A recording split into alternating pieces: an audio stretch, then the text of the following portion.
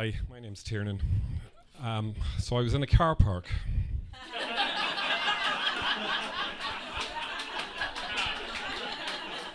I'm a hydrogeologist, and formally, that means that I work on the interaction of water and rocks.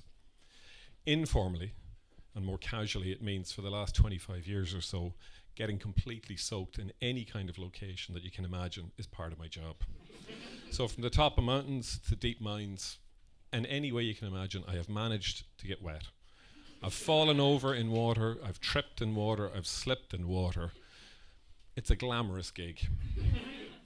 But you know, we live in a watery planet. And right now, most of the water on the planet's in the oceans. And a good chunk of it's locked up in the ice caps, in the poles and in the mountains. And some of it is in the atmosphere, some of it's in the soil.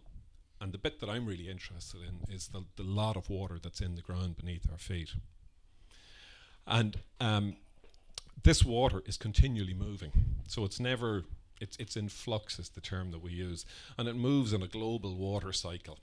And a better way of thinking it from my perspective is that it usually moves in my clothes or my boots or my coat from one location to another location.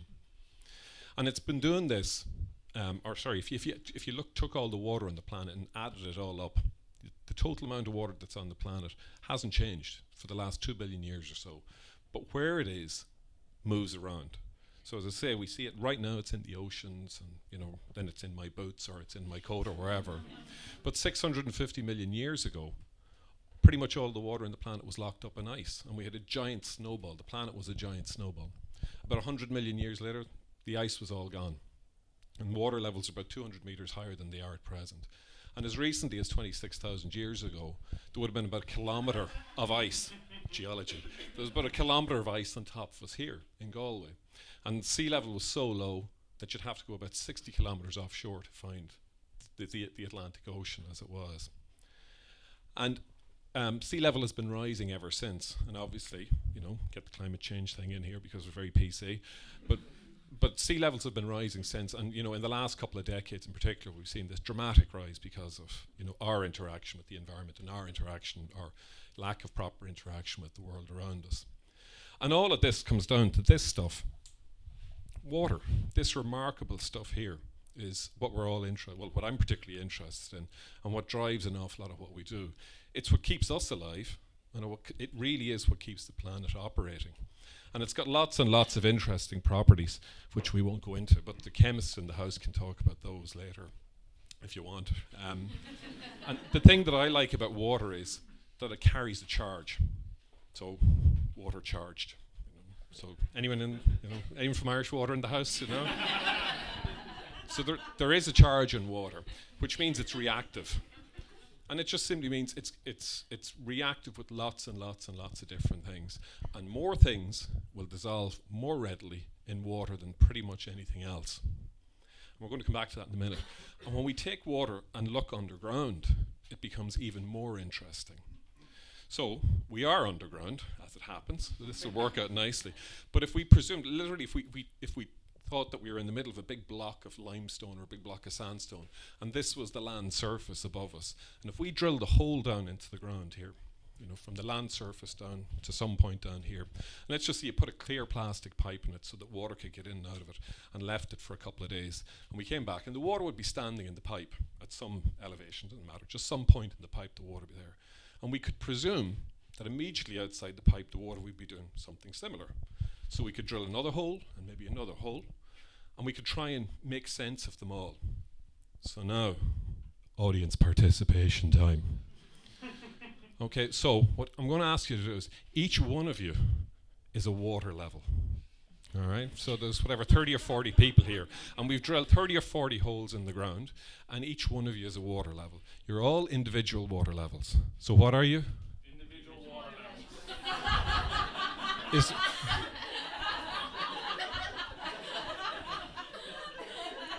Is there anyone here who's not an individual water level? Okay, so you're individual water levels. So what I'd like you to do is introduce yourself to the water level beside you. So just say hello to the water level right beside you. Okay, that's enough, okay. Don't get too familiar with each other. Okay, now, If I was to put a blanket over the top of you, I could probably sneak out and that would be the end of this. But if I was to put a blanket over the top of these individual water levels, we'd have a surface. We'd have created this brand new surface. And it's the surface beneath the land surface, and it represents the elevation of water in the ground. It's the water table. So you guys are the water table. And you're certainly one of the, well, on the better end, I would say, of water tables that I've been working with in recent years. Okay, you're better than the water table I was dealing with last week. They were a rough crowd, okay? And the interesting thing about the water table is, unlike, say, the land surface, it changes continually. So if rainwater comes down through the ground, we get a bit of rainwater coming in down over here, a bit of recharge. So rainwater works its way down through the ground. And the water table rises. Stand up, everyone, please. Very good. And if you all look around, what you'll see is the water table has changed. Okay, and then if it stops raining, sometimes it does happen in Galway, and when it stops raining, the water table lowers. So you can all sit down. And then it starts raining. Then it stops raining. Rain, no rain. Okay. This can go on all night. Okay. And what's really interesting about this, from my perspective, is that the shape of this landscape, this subterranean landscape, or this subterranean water table, is it changes continually. And it affects how water flows in the ground as well. And that's one of the other things.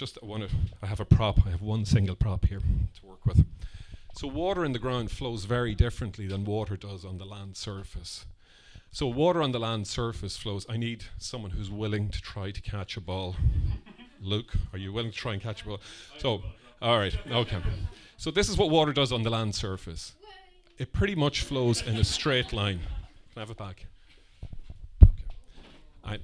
And I always think of water on the land surface as the really eager child. You know, it's the one we say we're on the top of the mountain. We want to get to the bottom of the mountain. I'll go first. And it goes straight down the hill. But take water into the ground and it behaves completely differently. It just, whatever. If I really have to flow, I'll just go. Can you just pass it along? Pass it along to Luke. And what happens is, when water's in the ground, it moves much, much more slowly. And what happens as well is, the water takes a longer path, because it can't go in a straight line anymore, because it's in the ground. And so, what we find is that the water works its way slowly across there, and it's in contact with more of the ground for longer periods of time. And because it's charged, it starts interacting with the ground, and it starts dissolving it. So when we take a water sample out of a well and we look at the chemistry, or if you get a bottle of water and you look at it and it says there's calcium in it, sodium, whatever, all that's telling us is it tells us something about what's actually in the water. But when we look at it as hydrogeologists or geologists, it actually tells us the story of where the water's come from. It tells us the story of the rock it's come through. And it also tells us how long the water's been in the ground. So the longer the water's in the ground, the more it dissolves. And if it's in the ground for decades or for centuries, it essentially would become undrinkable, because it would have so much things dissolved. It would be becoming like salt water. So when a very well-known Irish brand of water from West Limerick claims that it is 800 years of purity bottled, and then they amended it and they said up to 800 years of purity bottled. So in West Limerick, everyone know what I'm talking about? No, there are cameras. And they have good lawyers. It spends about 3 weeks in the ground. So, and it spends long enough in the ground that it has a signal, and the signal is limestone. So it's telling us exactly what it is. All right? So when we're looking at water, hydrogeologists look at water on the land, water in the land, water beneath the land. To us, it's all the same stuff. It's just got more or less things dissolved in it. And the things that are dissolved in it are basically rock. So when we're drinking water, when we're having a shower, when we're going for a swim, or when we look in the sea, or just take a sip of this stuff, you're drinking liquid rock. And pretty much, we're liquid rock as well, because we're made of water, largely, and we're made of the things that come from the ground as well. Okay. So we have this nice position of being centered, if you want, within the water cycle, but we're also part of the rock cycle.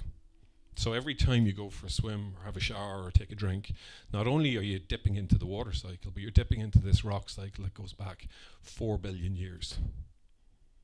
Now, we don't always have the chance to stand back and think of that, how profound that is. So, for example, on my 40th birthday, which was in the relatively recent geological past, I was in a bog in East Galway, and I was doing some work in East Galway, and had to do some work on some rivers and some streams. And I was working on this river, and it was deeper than my wellies would work in. So I got the waders out, pulled the waders on. So these are chest waders, so up to here. And I got in the river, and the water's probably about here. And I'm working away in the river, and after a while I kind of think, left leg feels a bit cold. And it's not really cold, it's wet. Wader's leaking. And I thought, right leg feels a bit cold. And I count, it's leaking as well. So I'm standing in a river in East Galway. Right leg's wet, left leg's wet, the water's up to here. And it starts raining. On my birthday. And that's when I kind of thought, maybe I should have done English literature. Which allows me to say, T.S. Eliot then, see the link, he once wrote that the ocean is around us, or the sea is around us, but the river is in us. And actually, we are the ocean, and we are the sea, and we rock. Thank you. Tiernan Henry, everyone!